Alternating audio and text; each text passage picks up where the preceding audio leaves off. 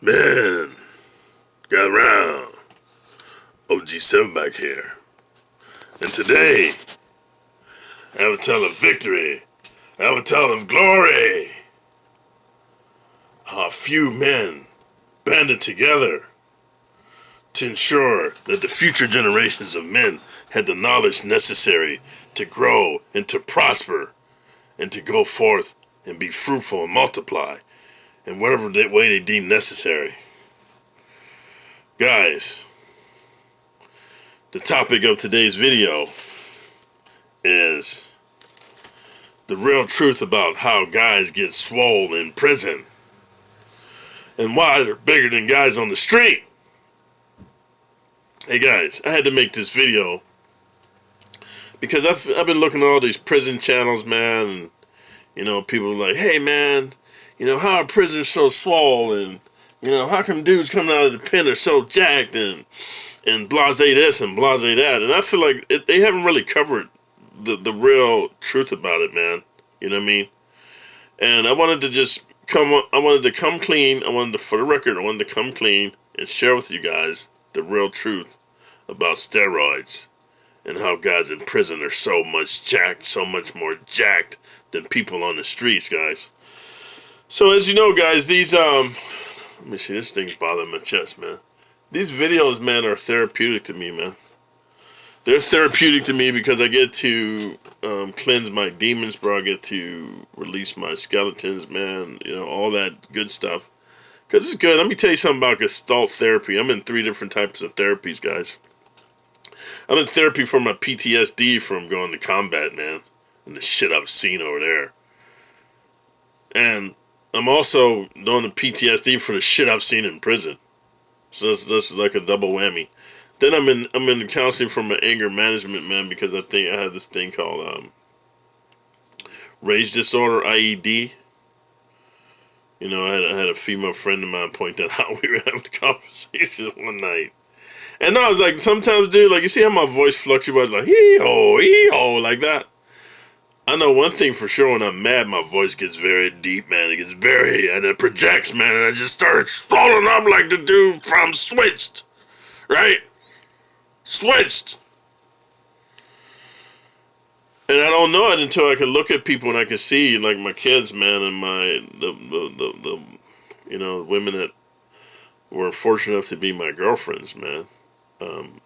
I can look in their face and tell when I'm going there, dude. They just like, you know what I mean? So I know, through counseling, I've known to turn back. And the third one, I'm in counseling because I'm very violent, man. I'm very aggressive. I have murderous thoughts. I've shared that with you guys. And these videos help me, man, because it's like a form of self-counseling. And that's why early on, if you guys are new to my channel, first of all, welcome. Secondly, this is like therapy for me, and I'm giving back to you guys. I'm giving it raw and uncut, all of my knowledge, all of my experiences, so that you guys can make an informed decision of where you can go. Like I tell my kids, you'll never be able to say, hey, nobody ever told me I was ignorant, man, and I just didn't know what to do. Right? You never get to hear that, man, because I'm going to tell you the truth, the raw version. I don't care what people put in the comments, man. But speaking of which, if you're new to my channel, man, thumbs up and like the video, because YouTube's got this algorithm, man. Without the thumbs up, without the likes, you ain't nobody, man. Your videos don't get seen. So thumbs up and like it. Most importantly, subscribe to my channel. Do a play all so you can get all the previous videos, bro. And then, man, go to my Facebook page like that, and check out my new website, and then subscribe to the Patreon if you see value. And here's why, guys. It's because this type of information has to get out where somebody's telling you the raw, uncut truth. Because a lot of guys, I think they have good content, but they're very, what's the word? They're very centered. They're very censorship type of content because, first of all, YouTube's shutting people down. Then secondly, you don't get your level of monetization. I'm not generating income from these videos. I'm going to be generating income from my website because I'm writing some books right now, guys, and I'm going to be putting some courses on there. I'm looking to work with Big Herc on Fresh Out University, on putting courses online on how guys can go from prison and get high-paying IT jobs. I got the method. I'm the Phoenix dude. I've done it several times, man. Reinvented myself several times. I'm gonna pass it on to you guys. But of course, anything given to you free, nobody appreciates. Nobody gives a fuck if it's free. But when you gotta pay for something, bro, you see value in it.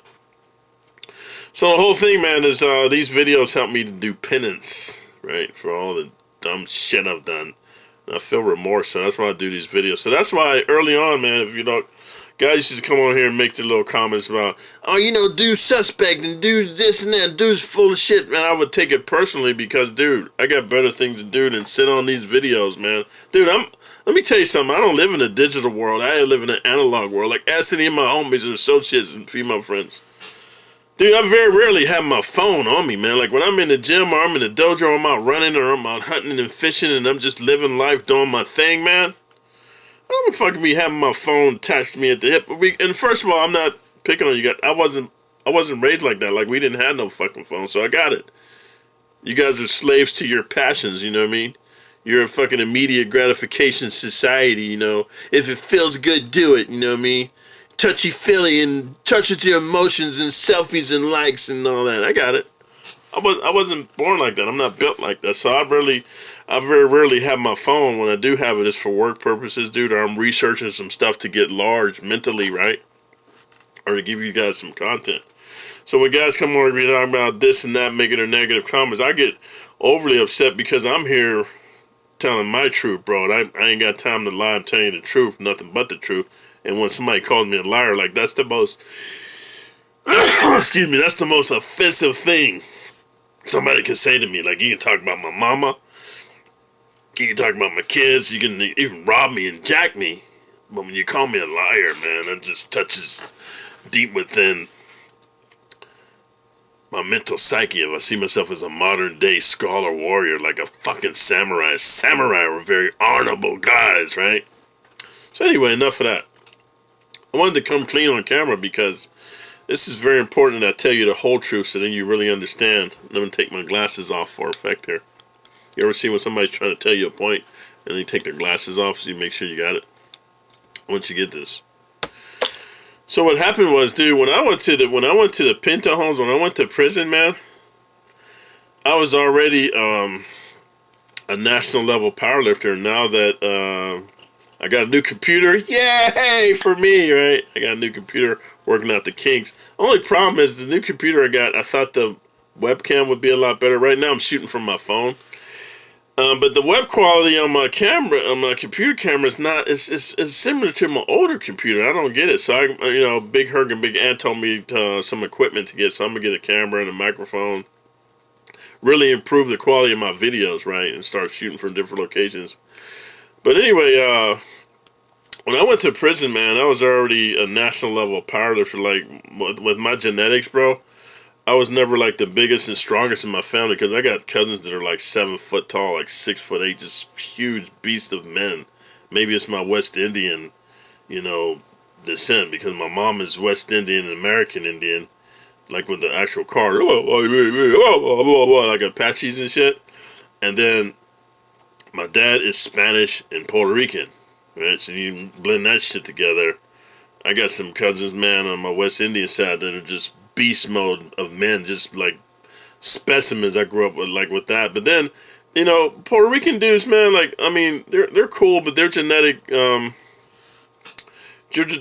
predisposition, they're like smaller, slimmer type, pretty boy type dudes. I mean, no, don't get me. There's some big Puerto Ricans, just like there's some big Mexicans. Like if you ever notice, like Ezekiel Hawkins, they're kind of like shorter, and then you have some Mexicans, man, that are like here I call them Chicanos, man. They're mixed, like they're a mixture of like Mexican and white or whatever, or just Americanized. You can see some big swole dudes, man. But I'm just saying, like the pure Mexican or pure Puerto Rican, like pure, they're normally like smaller type dudes, man. That's all I'm saying. So when people see me and I tell them I'm Puerto Rican, they freak out like, what the fuck? Because I'm pretty big. I'm telling you right now, I'm not proud of this. I'm 6'4", 6'3", 6'4", depending on what doctor measured me. But one thing I know for sure, the scale doesn't lie. And I weighed in the other day, I'm like 265, man. And I've been working out. I've been eating clean, dude. I've been not taking in carbs and just watching everything and getting cardio in. And it's just fucking just all those years of fucking lifting. When I just eat clean, I get bigger. So the point I'm making is when I went to the Pinta homes, I was already a national level powerlifter. And here's my lifts, man, for you guys. And that's what I'm trying to say is now that I'm getting a new camera. I'll take pictures of. I want to learn how to put like a PowerPoint presentation together, like Big Herc did, where I show you pictures of me in my bodybuilding and powerlifting competitions, my martial arts competitions, to substantiate the fucking stories I've been fucking telling them, because they're stories from my life. That's why they're so crazy. Because real life is crazier than fiction, man. My stories are crazy because I lived them. But I want to put together a PowerPoint to show you how I did martial arts and then did bodybuilding and then powerlifting. And I combined them together and then did bodyguarding and bouncing and stripping and all that. So you'll see, you non-believers. So I got to put that together. But what I'm saying is, for now, you got to take my word for it. So I was already a national level powerlifter. And you guys been to Fort Ord in the fucking 80s. You see my face, you'll know me. Just put a comment in there. And I broke records, homie. I got records that stand. I was a national level powerlifter, homie. I left from Germany. I did the German National Powerlifting Championships. And this was my lift. Over there in Germany, I did a 680-pound squat. I did a 560-pound bench. And I did I think it was a 780-pound deadlift, right? That's over there at the German National Powerlifting Championships, right? So then I come to the United States, come to Fort Ord, Central California. They got the Fort Ord Championships, bro, which I won 3 years in a row. The records are there. And you guys from Fort Ord, man, tell the story for these non-believers. And here's what I did. This is what ended my bodybuilding career. And back then I was like 270 pounds, and the reason I remember is because the military's got a height weight requirement. And at 6'3", 6'4", wherever I am, they got a height weight requirement. You can't be they got a chart, dude. Trust me, when you go to the sick call, wherever it is you go and you see the doctor, and these doctors aren't civilians, these are like colonels and shit. They ain't got no sympathy for you, bitch ass. You're a fat soldier, even if you got a six-pack. You're over the height, so I couldn't. They had me running twice a day on a special fucking diet. I was 270, man. I'm gonna tell you why. Just all the years of lifting. So what happened was when I was in Germany, guys, I was looking to. I wanted to get out of powerlifting. I was what's called All Army. All Army is you compete at the local meets and then you win, and then you go to the regional meets and then you win, and you go to the national meets. Like the military has national meets. It's called All Army. And if you win that, then you be on special duty where all you do is you lift weights and you compete for the military against the Navy, the Marines, the Air Force, and civilians, right? So when I was in Germany, I did that, but I wanted to get off of the powerlifting because I didn't want to do all the heavy lifting. I wanted to be more of a bodybuilder because when I met Arnold when I first came to California, he told me, hey, my friend, you want to be big, you must go to Germany and do powerlifting and bodybuilding like me in my country, and then you'll be a champion. So then I got transferred. That's how I got transferred to Germany from San Francisco, guys. True story. I'm gonna give you the whole video, but right now I want to talk to you about prison. I'm just building the backstory. I'm building the character type recognition. So, got to Germany. I was doing powerlifting and bodybuilding. I won most of the Army powerlifting meets, whether it was in Mainz or München or Heidelberg or Frankfurt. Any of you guys, man, was in Germany in the 80s. You fucking know. Look at my face. You know who I am. You know what I'm saying? You know what's up. And I was just winning the shows, man. Just winning them, man. So then I wanted to be a bodybuilder. But my job in the military was a piloter. So I started doing bodybuilding in the off season. So I competed in the Mr. International München, the Mr. Mainz.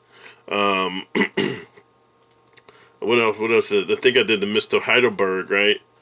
And I didn't win. I placed. So this is a win to me. If you make it past prejudging, guys, prejudging, you got like 40 guys in your lineup, and then only the top 6 get to go to the night show. That's how it was back then. I don't know how it is now. I haven't competed in decades. So if I make like a 3rd place or a 2nd place or even a 5th place, I'm winning because there was 40 other dudes in my weight class didn't even get to go to the night show, right? So here it is. I'm trying to, what I'm trying to do is, John Brown was over there back then, and this guy named Vince Taylor, Mike Christian came back over there, and then Tom Platz and Dr. Hatfield, Fred Hatfield. And what they told me was, hey, dude, it's easier to get your pro card in Europe through NABA Universe than it is to come back to the States, bro. Because, and nothing against European bodybuilders, they got some awesome physiques, but European bodybuilders are more about the size. Now they're coming in ripped, but back then it was more like the size. You know, remember Arnold first came to this country, he was really big. Frank Zane beat him because he was more detailed. So I was over there trying to be a bigger dude, and they said, hey, get your pro card here. So what I did was, I took second place at the Mr. International München heavyweight, and then I wanted to go into the, which qualified me for the Mr. Universe, right? So then when I'm going for the Mr. Universe, when I'm preparing for it, you know, some of the judges told me, hey man, it's your height, because back then I was competing, I was coming in about, like, even though I'm 270, I would come in at about 230. You know what I mean? Because when you diet off all the fat, I wasn't taking anabolic steroids, bro.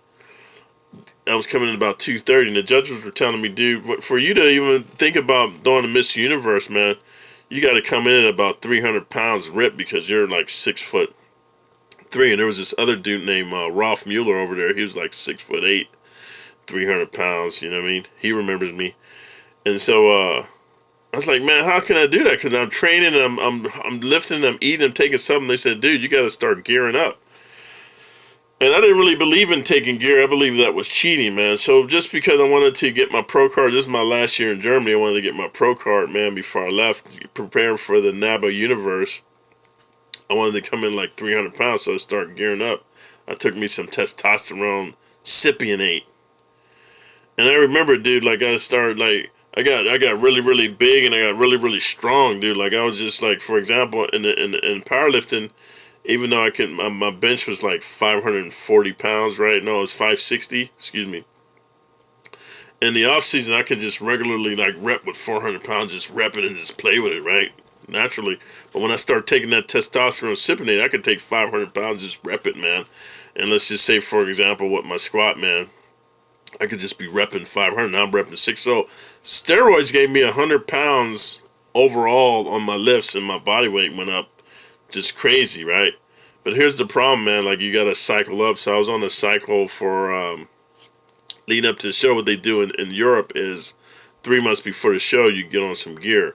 So I'm on the gear, man, and the whites in my eyes turn yellow. My fingernails and toenails turn yellow, and I started pissing blood, man. And I forget what it's called when your skin turns yellow. There was a disease I got. It wasn't hepatitis. It was another disease. And anyway, my liver, I started having problems with my liver. And this was my first cycle ever. My first cycle, I took some D-ball, these little blue pills with some testosterone Cypionate. And you know how back then we only get paid once a month, right? So what I did was, I went ahead and I took one of my paychecks, and I just bought a bunch of drugs ahead of time, because they were saying, hey, you don't want to run out mid-cycle. So anyway, I got sick, had to go to the doctor, man. I went to a military doctor. He's like, hey, stop taking whatever you're taking, because it's going to kill you, because I couldn't get an erection. You know, my penis shrunk up. I was just fucked up. Then I started throwing up blood, man. So I quit taking this cold turkey. I didn't even cycle up. I didn't do the show. But they got all these drugs, man. So when I go to give them back to the drug dude, he tells me, nah, man, ain't no refunds, motherfucker. So I was like, okay. So what I did was I packed them up in my suitcase, and I came through the airport, and when they, you know, you got to go through customs, I told them it was vitamins. You know what I mean? So this was back in the 80s. They didn't really, this wasn't a big deal like it is now with the steroid thing. So anyway, I get back to California, and I'm selling them, right? But then I had Decadurabolin and Primobolan, right? So the point I'm making is I had all these drugs, man, and I sold them all off, man, because I was just like, you know what, I don't want to do drugs anymore. But then the 4-hour powerlifting competition was coming up, man, and I was like, well, I had some Primobolan and Decadurabolin, which they told me the reason I got sick was because of testosterone Cypionate or whatever the fuck it was mixed with the D-ball. So they said, no, don't do that. Do the Primobolan and Decadurabolin. So I was like, okay. So then the 4-hour bodybuilding show was coming up, and here's how I got into steroids. I just want to tell you guys, I was already big. I was already winning titles, But the problem is when you're natural and you're big, when you diet down for a show to get to the level of definition that they want you to have, like to be lean and ripped, I would lose all of my muscle, dude. So I look like a dude that, on stage I look like a wimpy bitch boy, but then in the off season I look like a beast. So they said, no, steroids maintain your lean body weight, bro. So you can diet and your muscles stay big. That's why I did it. I didn't do it for I didn't need it for the strength. So the 4 hours coming, man, and if I can win that, man, I'm on the test. I'm on the deck of the Roblin and the Prima Ballin, man. And so then the 4 hour powerlifting championship is coming up, man. And so then I just wanted to just go ahead and fucking substantiate my numbers, bro. So I went to the 4 hour powerlifting championship, and what they do is they do the squat first. So you remember I had already did the German national squat. I did a 680. So I wanted to just surpass that. So I did a 720. Bam! Did a 720 squat. The bench was next. I already had a 560 bench, so I wanted to do 600. I opened up with a 550. Hit that really easy. Then I jumped immediately to 600. Here's the problem, man. I want to share with you guys. When you're on steroids, man, they overinflate the muscles bigger than the actual tendons and the joints and the ligaments can take. Like, when you train naturally, your tendons and ligaments and muscles all grow at the same rate. When you're on steroids, it does something to the muscles and not the tendons and ligaments. So my muscles were really, really huge. They were contracting harder than when I was natural. Just remember, this is just my second cycle. So I get under the bench for the 600 pounds. You know how in the powerlifting, you got to pause it on your chest until they go, bench.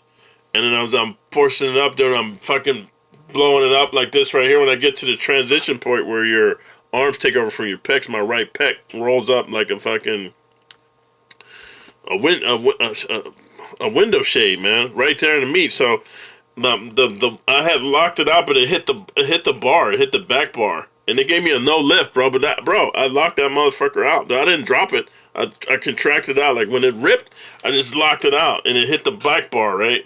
So they gave me a no lift, and then I couldn't repeat it because my pec was torn. And it's like, oh fuck, man, you got to go to emergency room. I said, I'm just gonna wait and do my deadlift, man. So what I did was, I wanted to go ahead and, man, just set this record, man. So I went ahead and I did a 860 pound deadlift. Bro. I only did one deadlift. Well, no, I did two. I did an opener of 700 and I think it was 780 because that was my max. In Germany, I did a 780, and then I did an 860, and then my pec. Just so you know, when you do a deadlift, it affects your whole body. So that's the backstory. So then look, when I go to the Pinta homes, I was already a year, this was later on, man, when I got in trouble. I had already been doing bouncing and bodyguard and all that stuff, but I wasn't taking any gear because I didn't need it, because in the off season I'm huge, right? Still lifting, got a torn pec, but all that means that I don't go heavy on chest, but I'm going heavy in everything else, like squat, deadlifts, all that stuff, pull-ups and shit, right? Rows, just no pressing. So, get in trouble, go to the pin. I'm like, when I get to the pin, I'm like 280 pounds because I'm out. They got kicked out of the military. I'm on crack. I was still working out when I was on crack. So I got to the pin homes, 280 pounds. Check this out, bro. You got shitty food and not a lot of calories, dude. But the intensity level in the pen, the way they work out, dude, you work out like your life depends on it, man. So me, I'm already a national level powerlifter, dude. I'm already fucking, let's just say I'm a state level bodybuilder because I never could get past the fucking Mr. California. Yeah, over there I'm Mr. International Munchen, which is like next to Miss Universe. Out here, the physique's different. So I couldn't even get past the Mr. California guy, like getting 10th place and shit, right? The powerlifting, I'm fucking national level fucking powerlifter, right? So I blew my pec out, but that's irrelevant. I quit powerlifting. I just doing bodybuilding, right? Doing martial arts. Bro, get to the pen. Man, the way they work out, man, let me tell you why prisoners are bigger than people on the street. All this, all these theories of, when you're around a lot of men, then your testosterone's increased because it's a dangerous environment. And then, all this stuff, you get to work out regularly, you get your sleep. I think all that plays a part. But now here's what I'm going to tell you, which I think is 80% of it. is the intensity that the prisoners train. And let me tell you something. I've been in the pen when they got the weights and when they took the weights away. Let me just tell you something, man. The pen is really where I learned about high reps, man. And I'm going to tell you why. So, this is how it was, man, because I told you I was an other, so I had to train with wherever I could train. I had to get in with the Crips or the Bloods or whatever. Whoever was training, they let me train because I was stupid. If I couldn't train, we get the weight pouch shut down. And let me tell you something. Prisoners love their weights, homie. So let's just say the bench. This is how it works in prison. I kind of like this. So first, you know, they got this stuff called pig iron. So they put 1/4 on the bench. Everybody's warming up. So you get in line. This is my story, homie. This is how we did it. I don't know how you Serenos did it or the Woods or anybody else. This is how we did it. So they put 1/4 on and everybody hits it. You warm up. And you want to get a good warm up, man. So, you know, I'm doing about maybe 30 reps, bro. So then you get in line, and then they putting 2/4 on. Everybody hits that, you know. You get in line. I'm getting just getting reps in, bro. And then they putting 3/4 on, then 4/4 on, then 5/4 on, 6. They just keep putting quarters on until when you're in the line, you can't do anymore. So then you might switch to dumbbells, man, or you might switch to dips or pull-ups. But the real truth about why inmates are bigger and stronger than anybody that gets swollen there is the intensity level, bro. Like, I think it's the high reps, bro, the intensity, bro, and the fucking overtraining. Because, man, prisoners, man, I've seen a lot of dudes. One day they work chest and shoulders and triceps, and next day they work back and biceps and forearms. Next day, chest, shoulders, and triceps. Next day, back, biceps. They never do their fucking legs. I was an anomaly in the pen. It's only half full of dudes did legs, man. And it was mostly like, you know, the white dudes did legs, man, and maybe like some Asian dudes. But most brothers, man, they didn't work their legs, man. And let's say there was a few that did, they didn't work them to the same intensity. And that's why I'm going to make a video telling you about all the prisons I went to, except for Chino. I not only won the powerlifting championship on that yard, but I won it for the whole prison. And you guys have been to the pen with me, Holmes. You can put your comments in there because you know the story. Because, dude, my squat alone, I would blow most dudes out except like Samoan dudes can squat, right? But Samoan dudes can't bench press that much. I'm not being offensive here. It's just the way their body's built. White dudes can squat good, but they can't deadlift that good, man. You know, and they can't bench that good. Brothers can bench really good, but their squats was kind of off and their deadlifts wasn't that good. Me, my pec was torn, but I could squat like nobody's business, bro, and I can fucking deadlift like nobody's business, man. So when you're talking about being in the pen, Holmes, and it's the story I wanted to tell you, man. I did a 700-pound squat in the pen, natural. You know what I'm saying?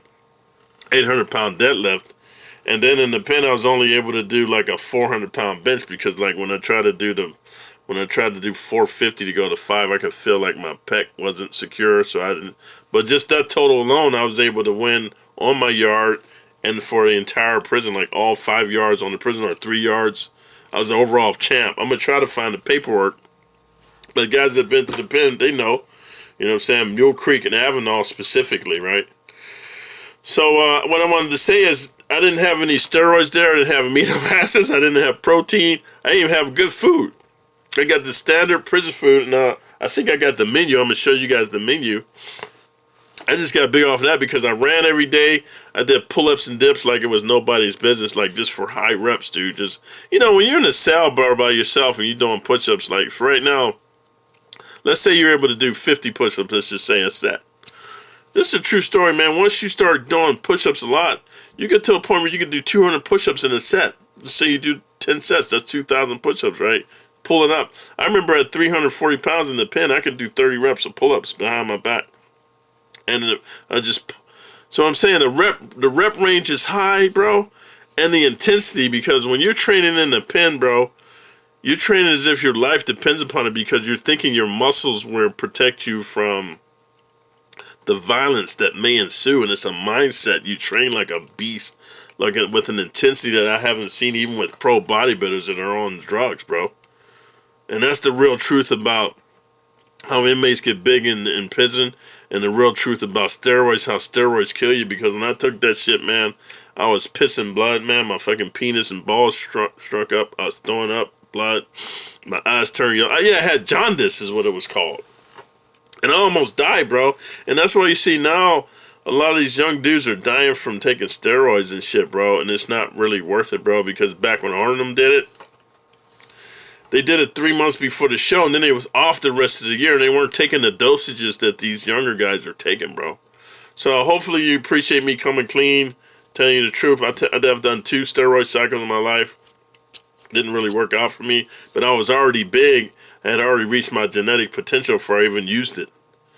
And now that I'm older, man, I don't need it, man. I just fucking work out. My testosterone's high. I just work out, but just hit shit. I'm still really strong. I don't go over like 300 pounds on anything I do because there's no reason to. I'm not a powerlifter or anything. I'm not trying to get big. As a matter of fact, I'm trying to get lean. So anyway, hopefully that's helpful to you guys. If you like this kind of content, man, if you want more of this type of stuff, like thumbs up my video, man, like it, subscribe to my channel, man, do a play all, you know what I mean? And then hit the notification button so you're notified when my videos come out. And then most importantly, man, go to my Facebook page, give me a like there, and check out my website because I'm gonna be after I get things straightened out with Big Herc on like what kind of content they want for Fresh Out University. I'm gonna be putting some courses on my own website, guys. And as always, you know, leave some comments. Let me know what you think about that. I will have the proof for you guys. Give me about a month to get all my camera equipment worked out. I'll find the actual paperwork and I'll show you my. I'm gonna do a PowerPoint showing you my bodybuilding competitions and powerlifting, so you can see the actual weights. You know what I mean? Now that I don't have to have a mask on. So until next time, you know, stay away from steroids, man. If you are going to do them, wait until you reach your genetic potential, dude. I waited until I had maxed out my genetics, bro. I couldn't get any bigger, and I was getting smaller for shows because I was dieting. So my coaches and the doctors had me get on it. They did blood work, all that. It didn't work for me. Steroids ain't there for everybody. But if you're going to do it under doctor's supervision and after you reach your genetic potential, which doesn't mean 14, 15, 16. That means like maybe into your late 20s, maybe 30s. Until next time, OG Silverback, out.